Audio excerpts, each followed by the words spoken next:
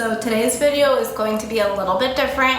I'm going to do my first true crime video, and I decided to do it on the Peterson case, which if you've never heard of it, it's LACI and Scott Peterson. It happened in Modesto, California back in 2002.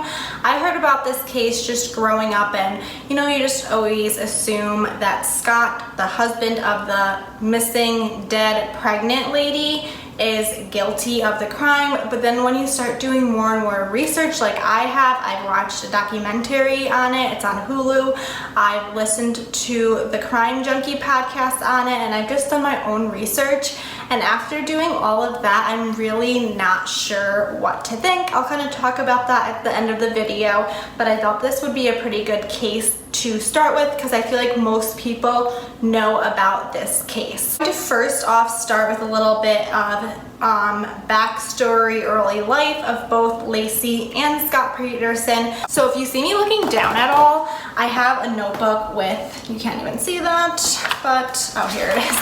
There's my page with notes in it about the case, and I also have my computer with some notes on it as well. So if you see me looking down, that is what I'm doing. I try to remember everything, but it's not that easy. So we're going to start with Scott Peterson. He was born October 24th, 1972 to his mom and dad.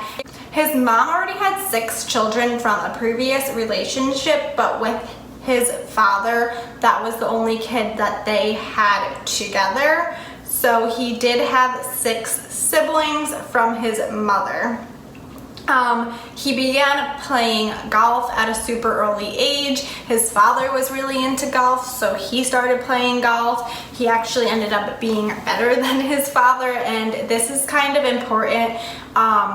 It'll be kind of talked about later on in this investigation. So just remember that golfing was a big part of his life. He wanted to go to school for golfing, but he ended up going to California Polytech, and he was studying science. So he graduated in 1998 with a Bachelor of Science degree, and when he was in school, he worked at, it says, a little restaurant. And this is actually where he met LACI in 1994. She also attended the same university as him, and he worked at this restaurant, so that's where they met. I guess she made the first move on him. She gave him her number and said to call. So she made the first move on him, and they started dating. After they had graduated from college, they opened up this little sports bar called The Shack. So they did that. Later on in his life, he ended up working for Trade Corp USA, which was a European fertilizer company. So this was later on, a few years after he graduated, after they owned The Shack and everything. They ended up selling The Shack in 2000 to move to Modesto, California, which is where LACI was originally from. So LACI was born in May of 1975, so she was a few years younger than Scott, about 3 years younger. Her parents owned a dairy farm, so she worked on the farm growing up. She had one older brother, and they just all worked on the farm together, the family. She was a cheerleader in high school, so seemed like she'd probably be pretty popular. And then, like I said, she went to California Polytech State University along with Scott. Like I said, that is where they met. They dated for 2 years before moving in together, and they ended up getting engaged. And like I said, they moved back to Modesto in 2000. That way they could be closer to her family and buy a house and start a family of their own. So while Scott was working for the fertilizer company, she was a part-time substitute teacher.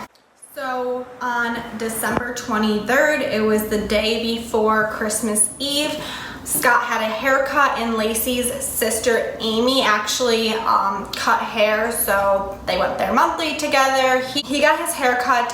They just all talked about the plans for the next day, picking up stuff for Christmas Eve that he had to pick up, and that he would be playing golf at a nearby golf course the next day on Christmas Eve day. So on the night of the 23rd, after the haircut and everything, LACI did speak to her mom, Sharon, around 8:30 p.m. That was the last time that she talked to anybody in her family besides her husband. So that was December 23rd at about 8:30 p.m. So the next morning, LACI woke up between 7 and 7:30 a.m. and Scott woke up between 8 and 8:30 a.m. He last saw his wife that morning at 9:30 a.m. when he left to go. He was going to go golfing, but I guess it was too cold to golf. The weather wasn't right for golfing, so he ended up taking out his boat to go fishing. So he last saw his wife at 9:30 a.m. She was watching her favorite show, Martha Stewart. They were making lemon meringue cookies or something with lemon meringue. That's what he said he remembers. She was getting ready to mop the floor, and then she was going to bake some of her own cookies and walk their dog Mackenzie. Around 10:30 to 10:45 a.m., a few neighbors saw their dog Mackenzie just roaming around the neighborhood with its leash still on. So that's kind of not normal. If your dog was in the backyard and got out, it probably wouldn't have its leash on. So two different neighbors saw this. One ended up putting Mackenzie back in the yard with its leash still on. She put it in the backyard, shut the gate. Scott kept his boat at a warehouse. It was his own warehouse. So he picked up his boat. He went to the marina. He paid to put his boat in the marina. He has a receipt that he paid for the time that he said he was there, and everything matched up with what he said he was doing at that time that morning. So he actually has witnesses that place him there at that time and everything.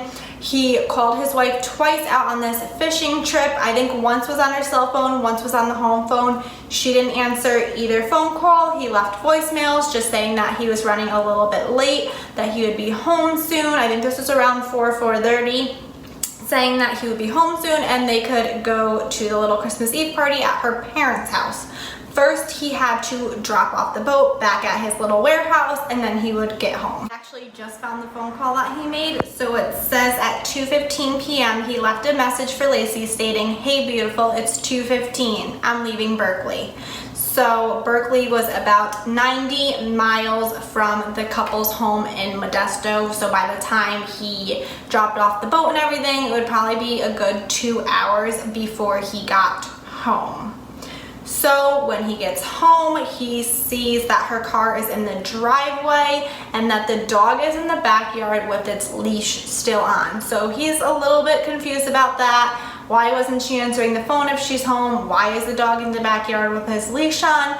When he goes inside the house, he sees that she's still not home. He just figures maybe she was at her parents' house helping them set up, or maybe she went with a friend to go like last minute Christmas shopping, something like that. So when he gets home, he takes his clothes and he puts them into the washer and starts the washer, which a lot of people think is super suspicious. But he goes on to explain that he did this because when he would go to his warehouse, there was a bunch of chemicals and stuff there and everything like that, and he didn't want them getting on his clothes and then going home to his wife that was 7.5 months pregnant.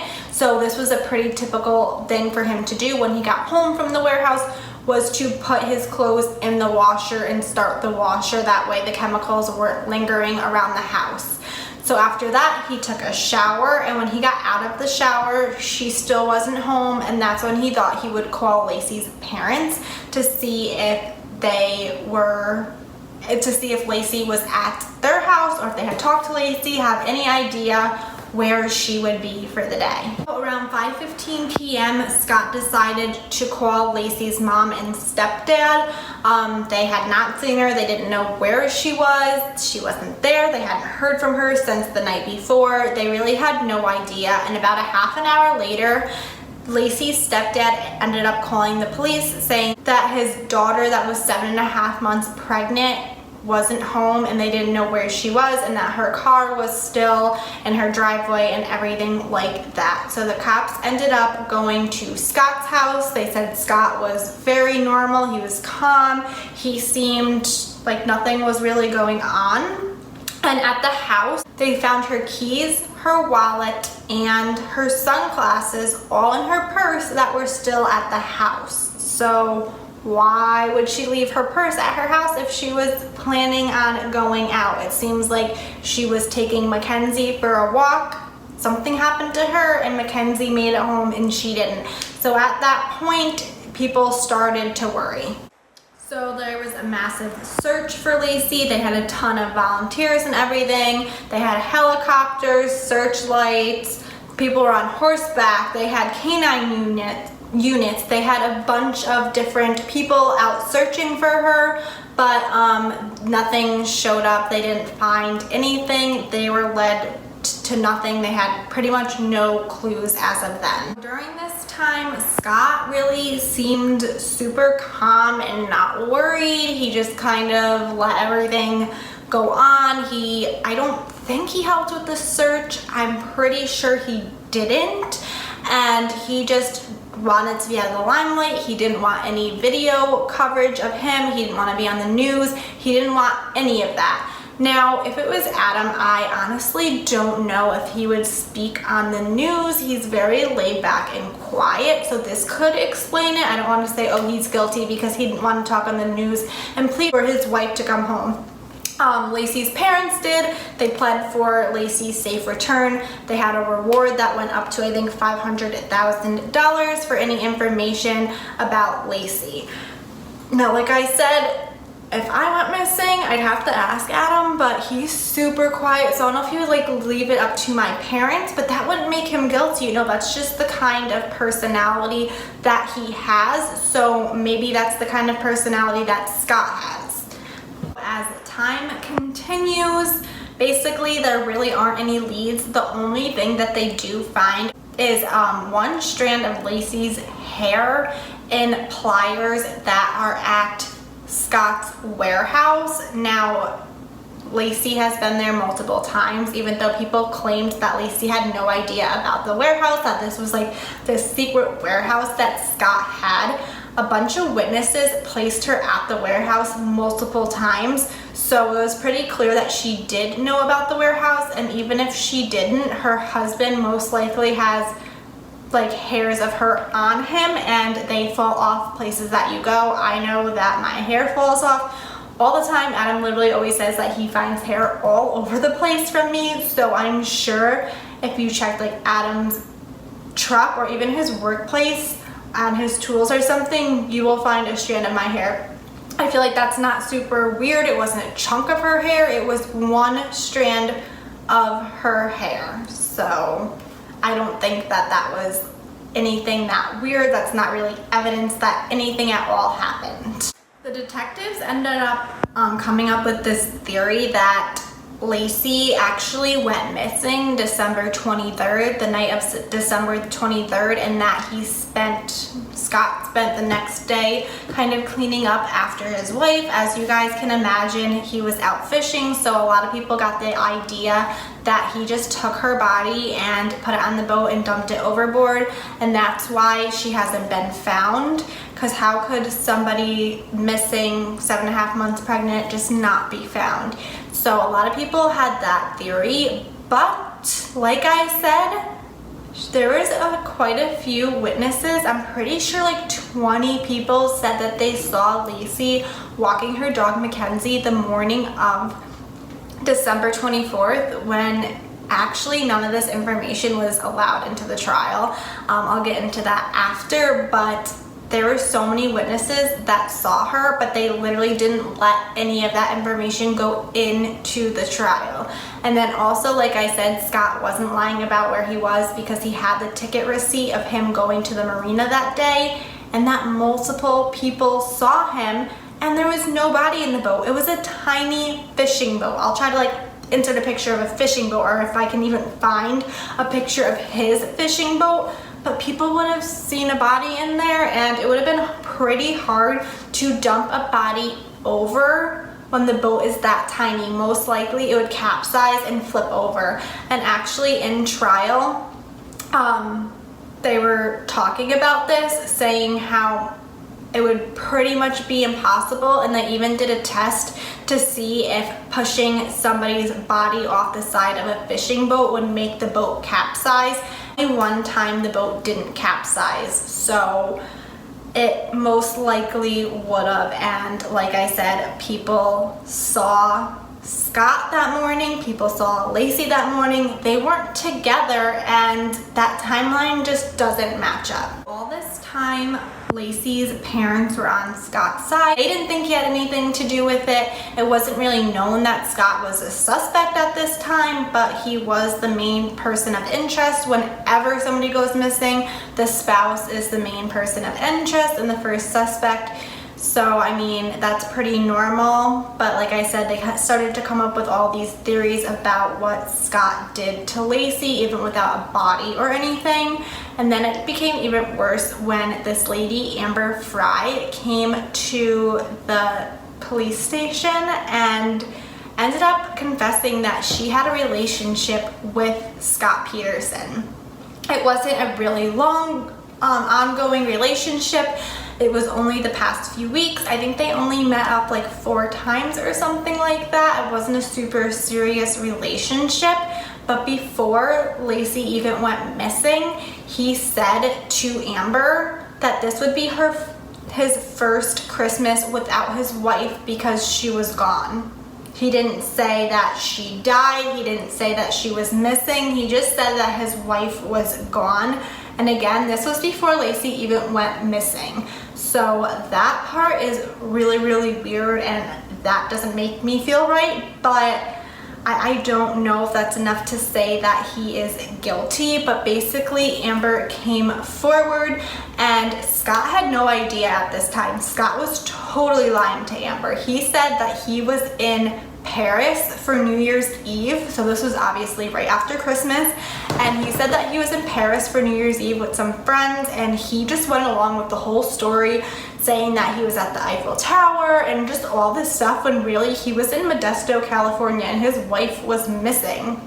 So what the cops ended up doing was going to Radio Shack and buying speakers and hooking her up that way that all their phone conversations were recorded, because at this time they weren't meeting up. He was in Paris, you know, they couldn't really meet up, but it recorded all of their phone conversations, and he totally acted like nothing weird was going on and that he was just enjoying his time in Paris. Well, the cops were obviously listening in on this and knew that he was in Modesto and he should have been trying to find his wife, not contacting his girlfriend. Media found out about the girlfriend and they were going to go public with this information. The public did not know about this girlfriend yet because they were trying to use her to get information from Scott, so they didn't want this to be public information.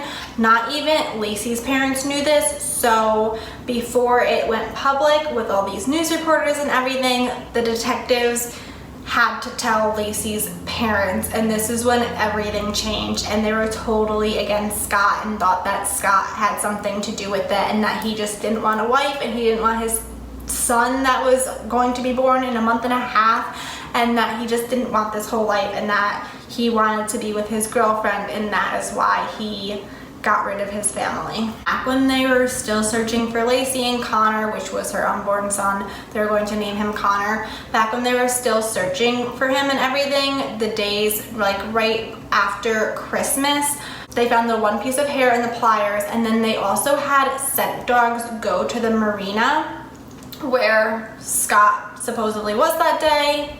And I guess the dogs picked up scent of LACI at the marina, but come to find out the dogs weren't even certified to, weren't even certified to be like the sniffer dogs, and that they could have just smelled the scent from like Scott being there, and LACI has been there before with Scott and on the boat with Scott. So that really wasn't that much evidence either. They did allow that in court, that the dogs did smell LACI at the marina, but they didn't say anything about how the dogs weren't really certified and how that scent could have been from Scott and just like from their house in general. Apparently the dogs got the scent of LACI off of the sunglasses of LACI, and those sunglasses were also touched by Scott, so they didn't even know if the dog was just like sniffing Scott, and that's how they got his scent to the marina, because obviously his hands were on her sunglasses and he was at the marina a few days before this, so the dogs were probably really just smelling the scent of Scott, and it's actually really crazy that they allowed this into the trial.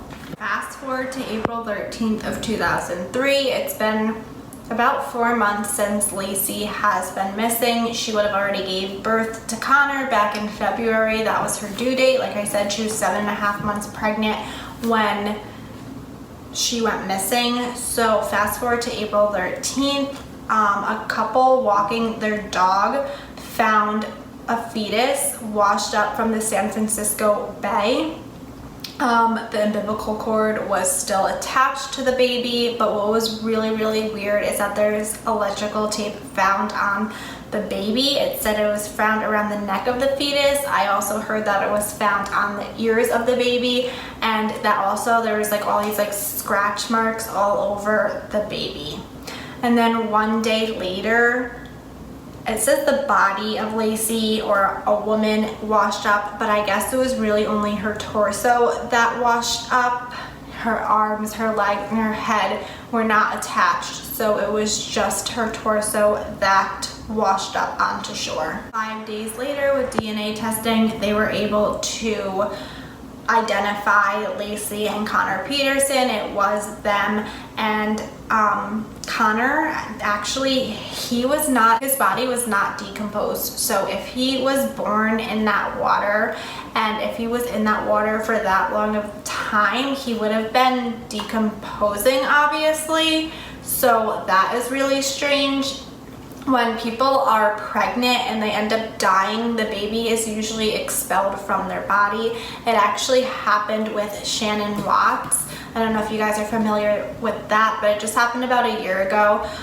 The Watts case where the dad murdered the pregnant mom and the 2 daughters. Shannon was pregnant. I don't think she was too far along. I want to say 4 to 5 months along, but when she died, the baby was expelled from her body. That's just what happens when you're pregnant and you end up dying. So it wouldn't have made sense if LACI died in this water and then Connor was born. He would have had signs of decomposition on him, and he didn't.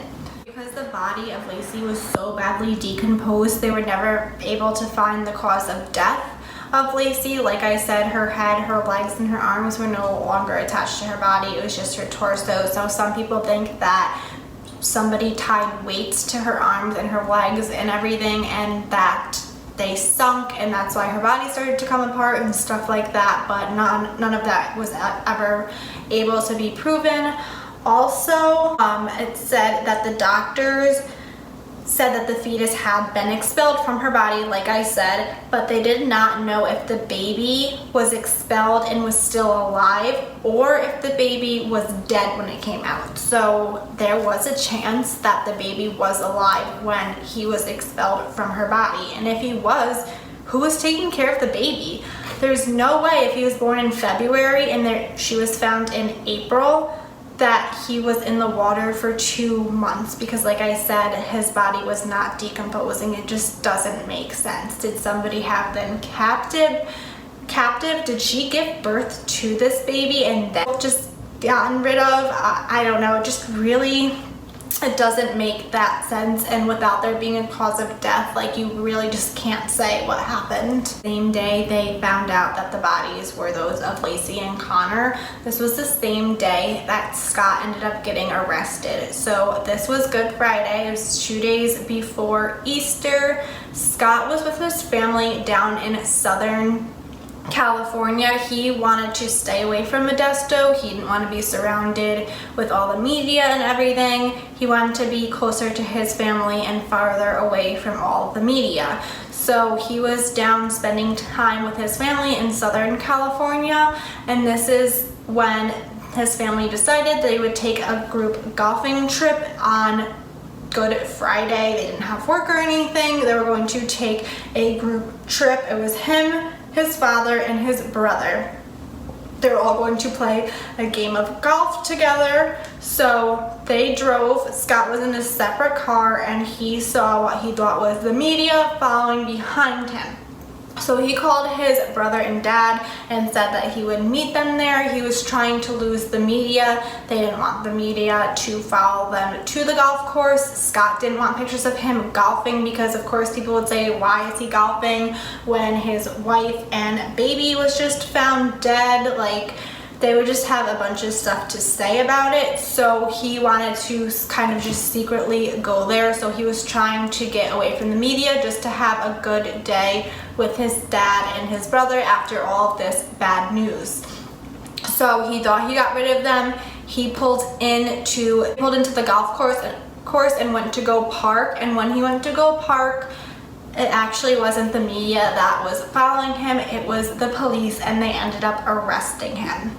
Now, what he had in the car does not sound good at all. First of all, he had dyed his hair and his beard blonde. He had $15,000 in cash, 12 Viagra tablets, survival gear, camping equipment, several changes of clothes, 4 cell phones, and his brother's driving license. So that sounds horrible. It sounds like he's trying to escape. They were super close to Mexico. That's what everyone started to say, was that he was escaping. He dyed his hair blonde. He had cash. He had someone else's ID. He was ready to escape. Now, he had an explanation for all of this. So basically, the $15,000 was from his mom. His mom owed him money, and she gave him the $15,000 back. He had not cashed it in yet or anything, so he had $15,000 in his car, which is a little bit sketchy, but I don't know. Like I said, he was living down at his parents' house, so I just guess he had a bunch of his clothes and just a bunch of crap in the car from his house in Modesto that he was just leaving in his car while he was down visiting his parents and staying with them in Southern California. As for his brother's ID at the golf course, he could have used his brother's ID for a discount. He must have been a member of like the golf club or something like that. So Scott was going to use his brother's ID just to get a discount. And then for the blonde hair, he had blonde hair for a while. He was not trying to be in the media or anything like that. He actually had talked to the detectives and everything with his blonde hair. They knew he had blonde hair. They knew he was staying in Southern California. None of that was a secret or anything. So it wasn't like he was trying to put on a disguise. The cops and everyone all knew that he had the blonde hair, and he had talked to them while he had the blonde hair. So basically, he had like a perfect explanation for everything that was found in the car that day. He was still taken into custody that day, and he was arrested on charges of murder, his wife and his unborn son, Connor. His trial actually couldn't even take place in Modesto because they couldn't make up a jury of people from that area because everyone had already known about this case. They had made up their mind that he was guilty. It was hard to find anybody that was biased and did not know about this case. So they actually moved it to Redwood City, but I guess that was right near San Francisco, and that was like the hub of all like entertainment and everything like that, the hub of media. So people down there knew just as much about the case as people up in Modesto because of how popular like the media and everything in that area was. So they also wanted to find a jury that all was okay with the death penalty, and that was really hard for them because a lot of people did not agree with the death penalty even if you were found guilty. So basically they only wanted a jury that was all okay with the death penalty. That way if he was charged with this murder, they would sentence him to death. So after a long time of finding a jury, they had finally found 12 people that all agreed with the death penalty and didn't know about the case, but were going home and researching the case and talking about the case, which is totally illegal to do. You cannot do any of your own research about a case. You cannot know anything but what they tell you in court. You just totally aren't supposed to know anything about the case, only what you're told in court, because they might leave stuff out, but then you could go read about it online and you're not supposed to be taking that into consideration. So it's like super illegal to go back and do research and talk about the trial when you're a juror, and that's what a lot of these jurors did. So I don't know how in the world they got away with it, but they did. At the trial, the only evidence that they had was the one single strand of hair that was thought to have been LACI's, that was in a pair of pliers on Peterson's boat at the warehouse. So that was literally the only evidence, was a piece of hair. And like I said, the scent dogs weren't certified to be scent dogs, and the sunglasses were contaminated with Scott's scent. So the dogs were most likely just smelling Scott on those sunglasses. So I don't know why any of that was allowed into court. I understand the piece of hair on the pliers, but that does not incriminate him at all. Like I said, your wife's hair is probably all over you and it gets stuck on you and it falls off. That's just what happens with girls when they have longer hair. Like that's just totally normal. So that was the only evidence they had. And at first they also were not going to allow the whole thing about the boat, how it would be impossible to throw a body off of a boat that small without it capsizing. The judge actually said that it was too dangerous for them to go out, like the jury to go out and like try this on their own, even though people had already tried that to see if it would be impossible, and it was. But the judge said that it was too dangerous for the jury to go out and like see this firsthand. So they brought the boat into the courtroom and kind of just showed it on there. But obviously you're on land, like the boat can't flip on land. So they showed that it was possible to throw a body of that weight over the boat, but literally that made no sense because it was on a floor and not on the water.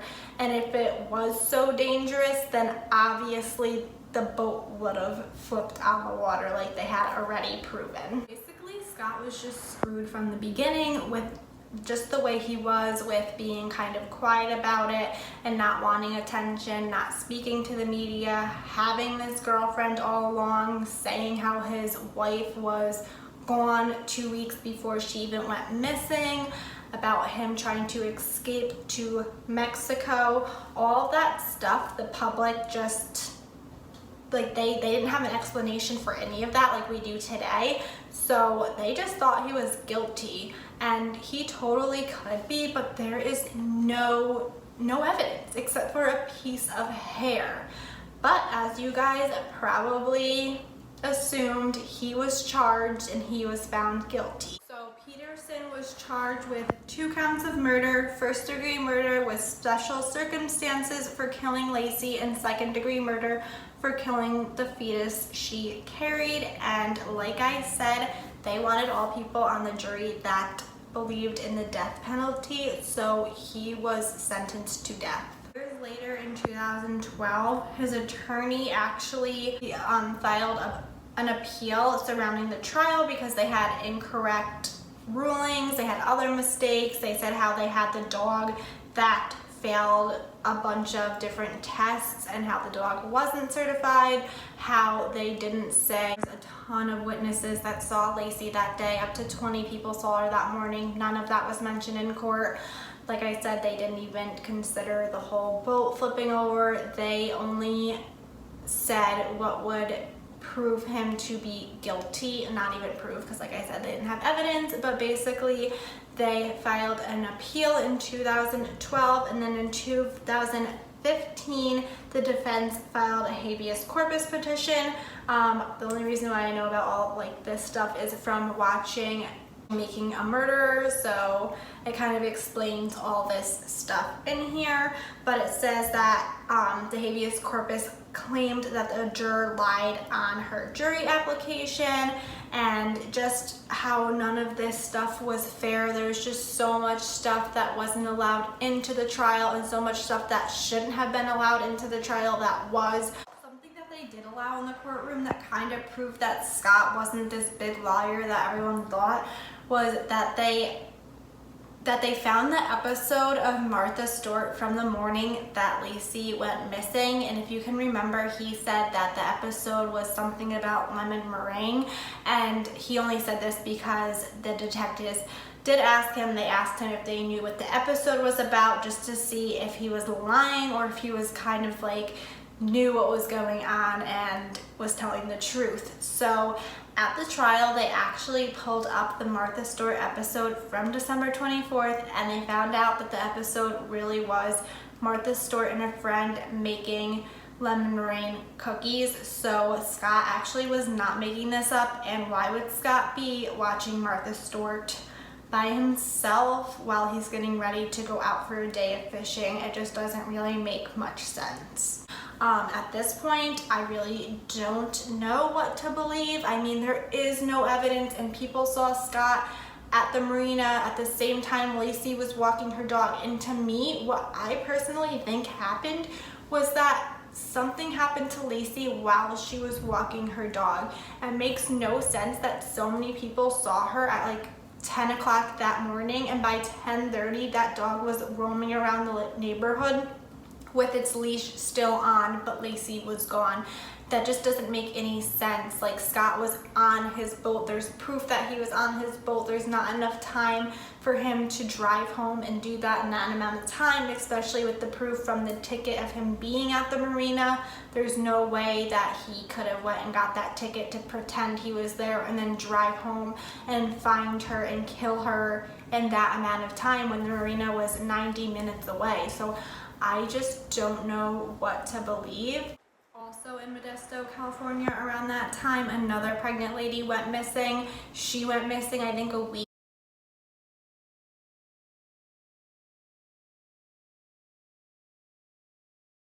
after LACI did, but because there was so much around the LACI Peterson case, it didn't get as much fame.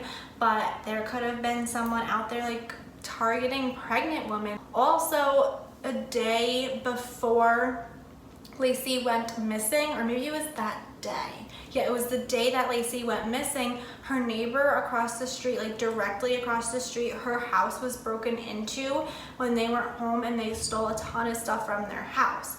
Now, the cops claimed that that was really on December 26th, 2 days after she went missing, and that it didn't really happen the day she went missing. But on December 26th, the media was all out front of LACI and Scott's house, and this house that was broken into was directly across the street from them. So obviously they would have seen somebody breaking in the house, and the cops just, like, I feel like they didn't want anything to point to anybody else except for Scott. Like I said, if the media was all there and they were bringing stuff out the front door, they had stuff on the front lawn when the house was being broken into, because there was a witness, and the witness saw them on December 24th, and the cops were like, oh no, that was called in on December 26th. So what if it was them that came and took her? Maybe they broke into the house and they saw her walking the dog and they did something to her. Like, it just doesn't add up that it was Scott, although he did do some pretty sketchy things, like having the girlfriend, saying his wife was gone, just acting very weird for the media. But that does not prove that you're guilty. I don't know, the death penalty is just such, I don't know, I don't believe in the death penalty, only if you're like 1,000% like sure that this person is guilty. But for him, how is he sentenced to death with no evidence? It's crazy to me. So just comment down below, tell me what you think happened. Do you think that Scott is guilty? Do you think that something else might have happened and Scott is just a weird person? Like, I am really leaning towards that because it just doesn't make sense. But let me know what you think down below. I really hope you guys enjoyed this first true crime video. Look forward to some more. I love doing research and filming videos and watching videos and podcasts about these types of things. So I don't know what case I'm going to do next. I don't want to do the Watts case because that's pretty similar to this case. So I don't really know what I'm gonna do next. Maybe I'll do the Golden State Killer or something like that, like a serial killer. I'm not really sure, so comment down below, leave some recommendations. Let me know what you think about Scott Peterson. Like I said, I'm just super up in the air. I don't know what to think about that, but let me know what you guys think, and I hope you guys really enjoyed this video, and I'll see you guys in my next one.